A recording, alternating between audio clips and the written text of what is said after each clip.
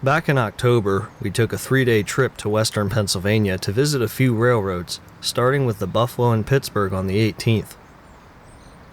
The fall colors are hitting their peak at this time of year, making it a prime weekend for rail fanning. We start the morning at Big Run, just a few miles north of Puxatawny.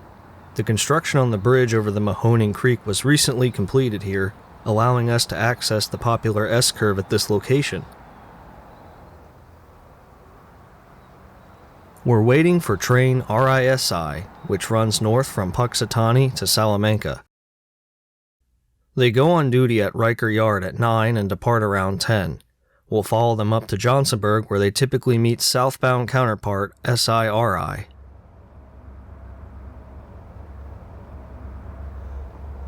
Today's train has 4 EMDs in the Genesee and Wyoming orange and yellow livery, plus a bonus pair of Canadian National SD40-2Ws that were picked up from the Bessemer and Lake Erie in Butler, being transported to another CN operation.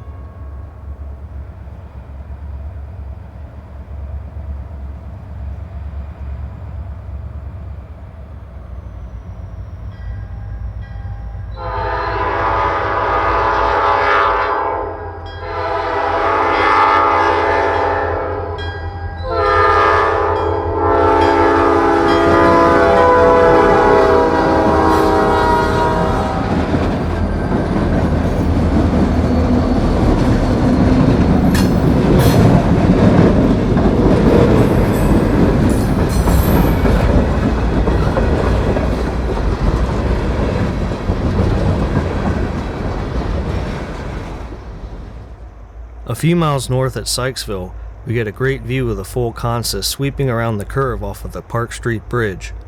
The Stump Creek below has been discolored from years of acid mine drainage.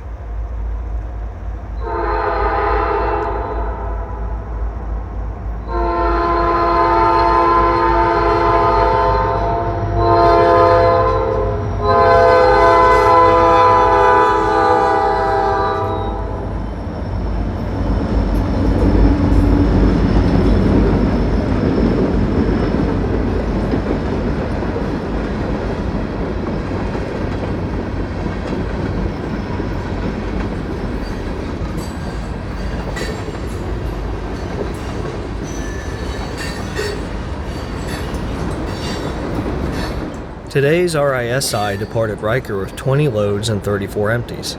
They will work Dubois and Johnsonburg on the way north.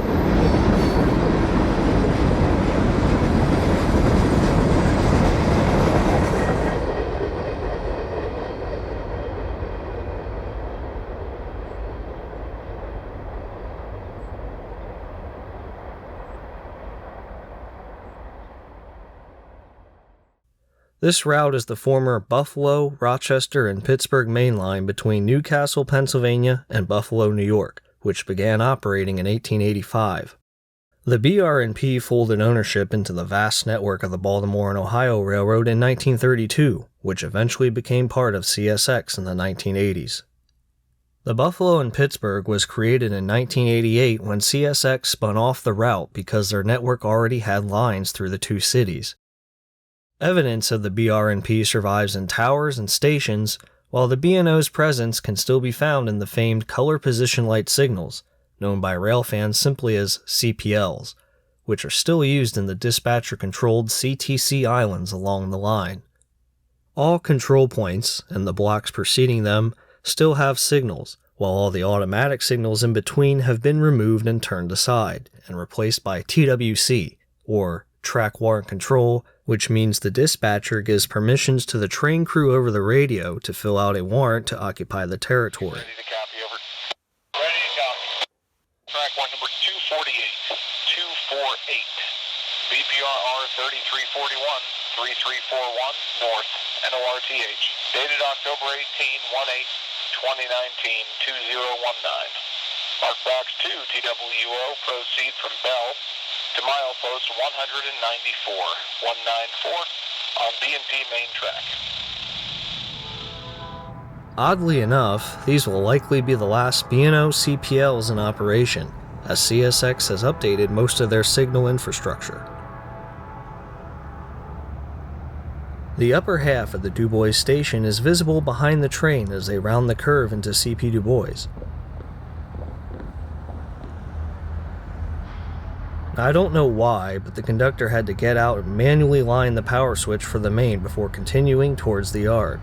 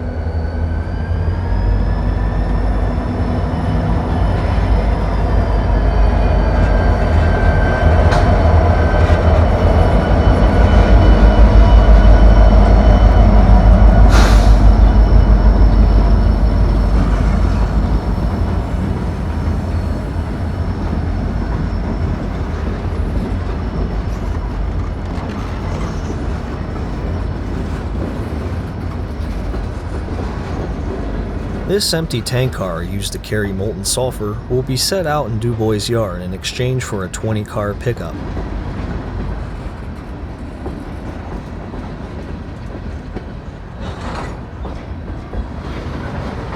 The B&O CPLs lack multiple signal heads. Instead, they use a series of marker lamps located around the central target that represent the slow, medium, and normal aspects. The signals here at CP Dubois have one in the 12 o'clock position for displaying clear, approach, and restricted proceed. Even the dwarf signals maintain the same appearance and use marker lamps. I'll have a more detailed explanation of these signals in an upcoming video of CPLs that I shot along the CSX Cumberland subdivision back in 2011.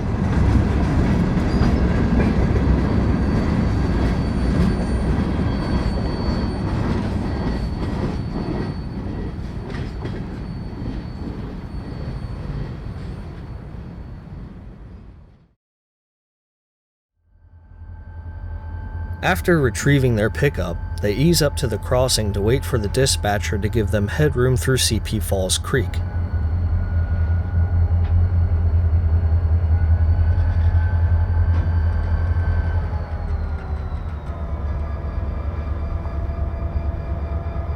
Two lunars indicate a restricting for them to proceed toward the Brookville branch. Note the doll arm on the southbound signal. This comes from B&O Rule C-296, which states, "A track intervenes between the signal and the track governed by the signal. Likely due to the lack of visibility on the curve, the signal for the main track had to be placed outside the far track, which is governed by the dwarf signal below."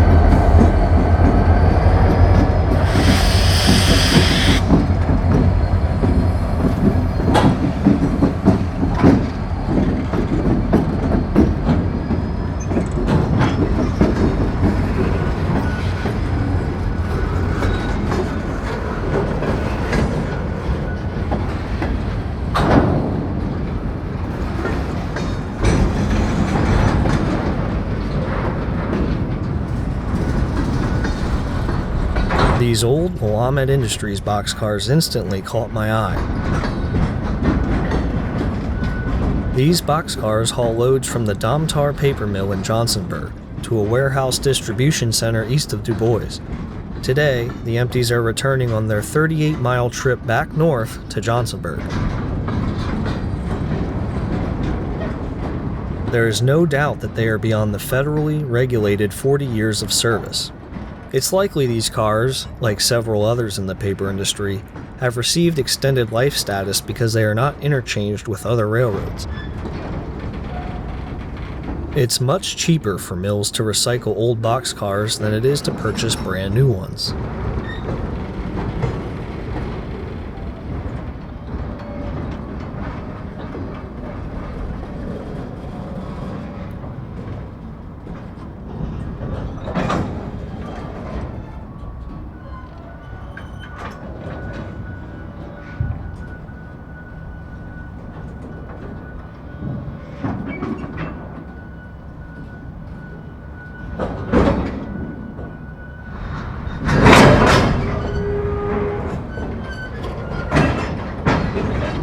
Willamette was a previous owner of the mill between 1990 and 2002, so not much has changed in the appearance of these cars since then.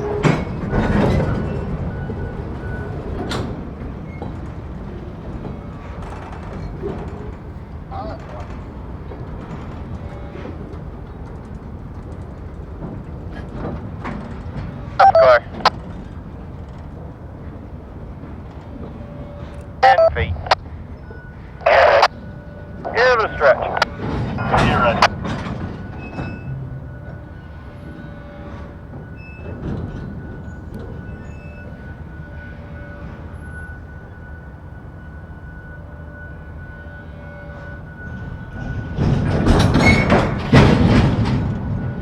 Good. Reset. Reset wide on that. As they readied their train, we moved to the north side of Falls Creek where FC Tower still stands. Built in 1918, it once guarded the diamond for the BR&P main line and the Pennsylvania Railroad's low-grade line, which crossed in the foreground. Buffalo and Pittsburgh decided to sever the diamond in the early 2000s, since trains can access the Brookville branch at CP Falls Creek or head east on the Laurel sub to Driftwood from a connection in Dubois Yard.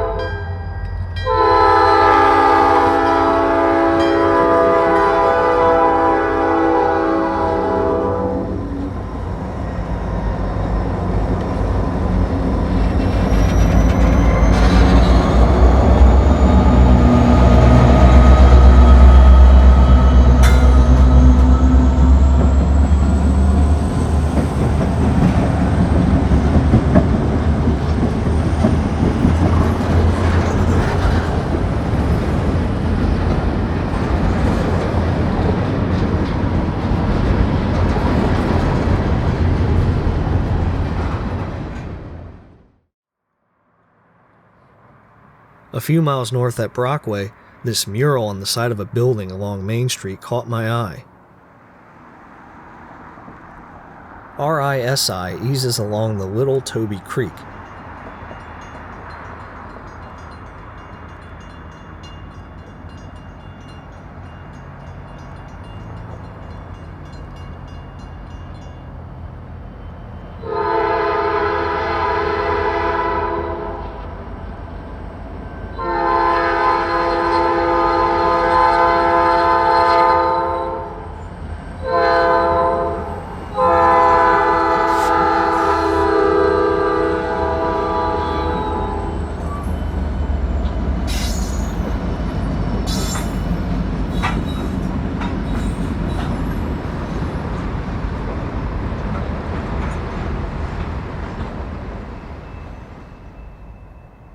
Finally, we end the chase at Ridgeway in the best colors of the day.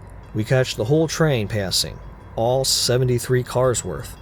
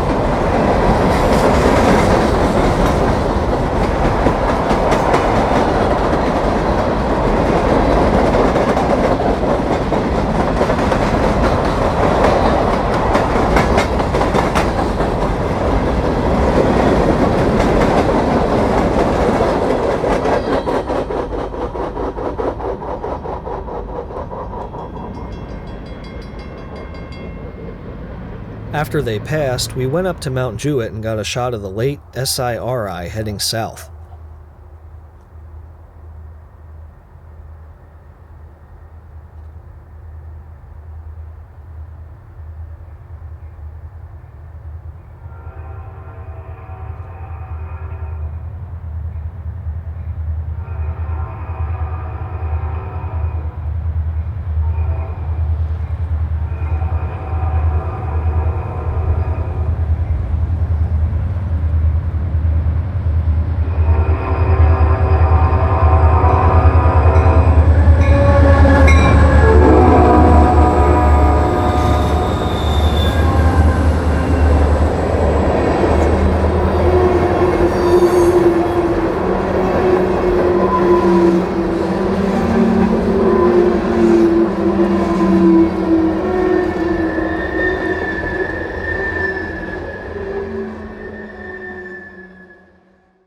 It got dark by the time they made it to Johnsonburg, and by then RISI had already met them on the north end of the town. So it was off to Grove City for the night and for an exciting adventure on the Bessemer and Lake Erie the next day. I hope you tune in next time for that video, and if you enjoyed this brief tour along the Buffalo and Pittsburgh Railroad, please give it a thumbs up. And as always, thanks for watching.